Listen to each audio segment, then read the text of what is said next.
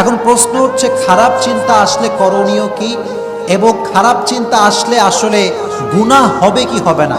আমার আমল নামায় খারাপ চিন্তা করলে গুনাহ অ্যাড হবে কি হবে না? That is the question. মাথায় যে আমাদের চিন্তা আসে খারাপ চিন্তা, এই খারাপ চিন্তা আসার তিনটা প্রকার। এক নাম্বার প্রকার হচ্ছে খারাপ চিন্তা মাথায় আসবে ঠিকই, খারাপ চিন্তা আপনি করবেন ঠিকই, কিন্তু গুনাহ হবে না। দুই নাম্বার প্রকার, খারাপ চিন্তা আপনি করবেন, অশ্লীল চিন্তা করবেন, আপনার গুনাহ অ্যাড হবে, দুই নাম্বার প্রকার। তিন নাম্বার প্রকার হচ্ছে আপনি খারাপ চিন্তা করবেন ঠিকই, আপনার গুনাহ হবে তো হবেই না, বরং আপনার আমল নামায় আল্লাহ আরো সওয়াব লিখে দেবে। সুবহানাল্লাহ পড়লেন না? অনেকে প্রশ্ন করে যে হুজুর, বেশিরভাগ এটা যুবকদের প্রশ্ন, যে হুজুর অনেক সময় মাথায় ব্রেইনে বাজে চিন্তা আসে, অনেক রকমের বাজে চিন্তা আসে, আল্লাহকে নিয়ে চিন্তা আসে, অনেক সময় অনেক মেয়েকে নিয়ে আমরা ব্যাডলি অনেক থিঙ্কিং করে থাকি মাথার ভেতরে। এখন প্রশ্ন হচ্ছে খারাপ চিন্তা আসলে করণীয় কি, এবং খারাপ চিন্তা আসলে আসলে গুনাহ হবে কি হবে না? আমার আমল নামায় খারাপ চিন্তা করলে গুনাহ অ্যাড হবে কি হবে না? That is the question. আজকে আমরা এটার উত্তর জেনে বাসায় ফিরে যাব, সকলেই পড়েন ইনশাআল্লাহ। এখন দেখেন উত্তরটি হচ্ছে খুবই সহজ।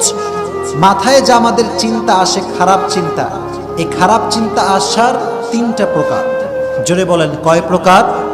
তিনটা প্রকার। এক নাম্বার প্রকার হচ্ছে খারাপ চিন্তা মাথায় আসবে ঠিকই, খারাপ চিন্তা আপনি করবেন ঠিকই, কিন্তু গুনাহ হবে না, এক নাম্বার প্রকার। দুই নাম্বার প্রকার, খারাপ চিন্তা আপনি করবেন, অশ্লীল চিন্তা করবেন, আপনার গুনাহ অ্যাড হবে, দুই নাম্বার প্রকার। তিন নাম্বার প্রকার হচ্ছে আপনি খারাপ চিন্তা করবেন ঠিকই, আপনার গুনাহ হবে তো হবেই না, বরং আপনার আমল নামায় আল্লাহ আরো সওয়াব লিখে দেবে। সুবহানাল্লাহ পড়লেন না? এটা একটা অসাধারণ বিষয় যে খারাপ চিন্তা করব কিন্তু আমল নামায় সওয়াব অ্যাড হবে। How is this possible? এটি আমি আপনাদেরকে এক্সপ্লেইন করছি। প্রথম যেই প্রকার সেটি হচ্ছে খারাপ চিন্তা আসবে তবে গুনাহ হবে না। সেটি কেমন? সেটি হচ্ছে যে অনেক সময় দেখা যায় যে আমরা চাচ্ছি না যে খারাপ কোনো চিন্তা করি, তবুও এটা আমাদের ইচ্ছার বাহিরে অনিচ্ছাকৃত চলে আসে। এরকম মাঝে মাঝে হয় কি হয় না? আমরা চাচ্ছি না যে চিন্তাটা আমরা করি, আমরা চাচ্ছি না কোনো মেয়েকে নিয়ে বাজে চিন্তা করি, তবু আমাদের মাথার ভেতরে তার চেহারা ভেসে ওঠে, তাকে নিয়ে বাজে চিন্তা কাজ করে, কিন্তু আমরা চাচ্ছি না। এটা হচ্ছে অনিচ্ছাকৃত। এটাকে বলা হয় হাদিসুন নাফস। এটাকে বলা হয় কি? হাদিসুন নাফস। এটা আমরা চাচ্ছি না, অনিচ্ছাকৃত আসছে।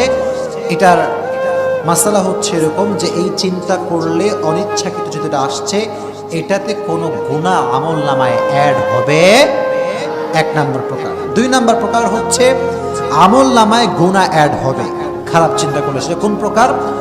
আমরা অনেক সময় ইচ্ছাকৃতভাবে নিজে থেকে খারাপ চিন্তা করি।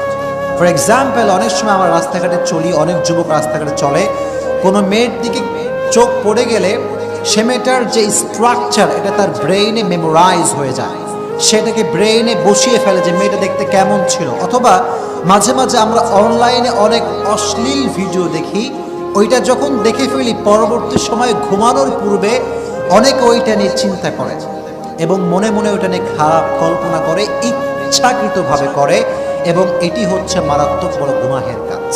কারণ আপনি কি করছেন? এটা ইচ্ছাকৃত ভাবছেন, আর ইচ্ছাকৃত ভাবলে আমল নামায় গুনাহ জমা হবে কি হবে না? অবশ্যই হবে। এক্ষেত্রে একটি হাদিস উল্লেখ করতে চাই। এই হাদিসটি রাসূল কারীম সাল্লাল্লাহু আলাইহি ওয়াসাল্লাম বলেছেন। হাদিসটি হচ্ছে এরকম: আল আইনু তাজনি ওয়াল কলবু ইয়াজনি, জিনাল আইন আন নাযার ওয়া জিনাল কলব আত তামান্নি। রাসূল কারীম সাল্লাল্লাহু আলাইহি ওয়াসাল্লাম বলেছেন, চোখেরও একটা জেনা আছে, কলবের একটা জেনা আছে।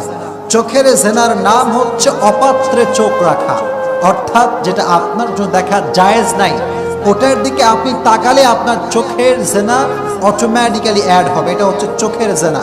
আর কলবের জেনা হচ্ছে কোনো কিছু নিয়ে বাজে আশা করা, বাজে চিন্তা করা, বাজে আকাঙ্ক্ষা করা। ফর এক্সাম্পল, যদি কোনো মেয়ের দিকে আপনার বাজে ভাবে চোখ পড়ে যায়, এবং আপনি যদি চোখ পড়ার পরে মনে মনে তাকে নিয়ে বাজে চিন্তা করেন, এটাকে বলা হয় জেনাল কলব। এটা হচ্ছে অন্তরের জেনা, যা আপনি তাকে নিয়ে বাজে আকাঙ্ক্ষা করছেন। তাহলে বোঝা গেল ইচ্ছাকৃতভাবে যদি কেউ খারাপ চিন্তা করে, অশ্লীল চিন্তা করে, তাহলে তার আমল নামায় গুনাহ আছে না নাই? গুনাহ আছে। এজন্য আমরা কখনো ইচ্ছাকৃতভাবে খারাপ কোনো চিন্তা করব। সকলেই দেখে আমার সঙ্গে পড়েন ইনশাআল্লাহ। 2 নাম্বার প্রকার। 3 নাম্বার প্রকারটা বড় অসাধারণ প্রকার, যেখানে খারাপ চিন্তা আপনি করবেন ঠিকই, কিন্তু আপনার গুনাহ হবেই না। আপনি আগেই পড়েন সুবহানাল্লাহ, আপনার আমল নামায় আরো সওয়াব অ্যাড হবে। কেমন করে হবে এটা আমি ভালো করে আপনাকে বোঝাচ্ছি। এর কারণটা হচ্ছে অনেক সময় আমরা বাজে চিন্তা করি যে আমরা আগামীতে এই কাজটা করব, মানে খারাপ অনেক ইন্টেনশন করি। মনে করেন আপনি খারাপ চিন্তা করেছেন কি, যে আপনি একটি মেয়ের সঙ্গে খারাপ কাজ করবেন, এটা আপনি নিয়ত করেছেন, ভেতরে একটা ব্যাডলি ইন্টেনশন যে আমি এটা করব, এটা আপনার মাথায় আছে বাজে চিন্তা। কিন্তু নেক্সট টাইমে গিয়ে আপনার ভেতরে আল্লাহর ভয় কাজ করলো যে আমি কোনো খারাপ কাজ করব, অমুক কাজটা করব, চুরি করব, অমুক কাজে আমি ইনভলভ হব। এই যে বাজে চিন্তা প্রথমে ছিল, কিন্তু পরবর্তী সময়ে গিয়ে আল্লাহর ভয়ে আপনি ফিরে এসেছেন যে আল্লাহ, তোমাকে ভয় করে আমি কাজটা করলাম না, তোমাকে ভয় করে আমি বাজে কাজে অ্যাড হলাম না। আল্লাহ বলছেন, তুই যে বাজে কাজ থেকে আমি আল্লাহর ভয়ে ফিরে এসেছিস, এই জন্য তোর আমল নামে আমি আল্লাহ সওয়াব দান করব। সুবহানাল্লাহ পড়া। তাহলে খারাপ কাজ চিন্তা করেও যদি আপনি না করেন, ফিরে আসেন আল্লাহর ভয়ে, তাহলে আপনার আমল নামায় সওয়াব আছে না নাই? আছে। এজন্য আমরা ট্রাই করব, যত চিন্তা আমাদের মাঝে আসুক না কেন, সকলেই আমরা বাজে চিন্তার থেকে বিরত রেখে নিজেকে গুনাহ থেকে বেঁচে থাকবো। ঠিক আছে ইনশাআল্লাহ? আর যখন বাজে চিন্তা ভিতরে আসবে তখন সকলেই আপনারা পড়বেন ইস্তিগফার। সকলে আমার সঙ্গে পড়েন আস্তাগফিরুল্লাহ। সকলেই পড়েন আল্লাহুম্মা গফিরলি। বাজে চিন্তা মাথায় আসলেই এই দোয়াটা, এই ইস্তিগফারটা বেশি বেশি পড়বেন। ঠিক আছে ইনশাআল্লাহ? আর সকলে আরেকটি পড়বেন, সেটি হচ্ছে পড়েন আমার সঙ্গে আউযু বিল্লাহি, আওয়াজ দিয়ে পড়েন মিনাশ শাইতানির রাজীম। এই আমলগুলো বেশি বেশি করলে আপনার মাথায় বাজে চিন্তা আর আসবে না ইনশাআল্লাহ। তাহলে আল্লাহ আমাদের সবাইকে বাজে চিন্তার থেকে বেঁচে চলার তৌফিক দান করুক। সকলেই পড়েন আমিন।